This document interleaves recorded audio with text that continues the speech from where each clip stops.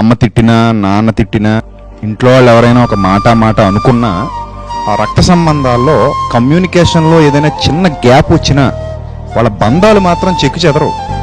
ఆ బంధం గొప్పదే, కానీ దాన్ని అర్థం చేసుకోరు చాలామంది. దాన్ని అర్థం చేసుకోక దాన్ని పెద్దది చేసుకుని అనవసరంగా కళ్ళు మూసుకుపోయి కావాల్సిన వాళ్ళనేమో దూరం చేసుకుంటుంటారు, అక్కలేని వాళ్ళనేమో దగ్గర తెచ్చుకుంటూ ఉంటారు. అంటే ఆ రిలేషన్షిప్ అనేది ఒకవేళ కోపంలో ఒక మాట అన్నా, కోపంలో ఒకవేళ తిట్టినా, కోపంలో ఒకవేళ చేయి చేసుకున్నా మన పెద్దవాళ్ళు మన మీద, ఆ బంధం ఎక్కడికి పోదు.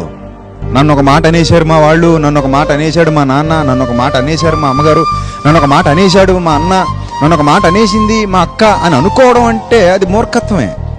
ఎందుకంటున్నానంటే ఇంట్లో ఉన్నటువంటి బంధం బయట ఉండదు, ఇంట్లో ఉన్నటువంటి ఆ రిలేషన్ బయట ఉండదు.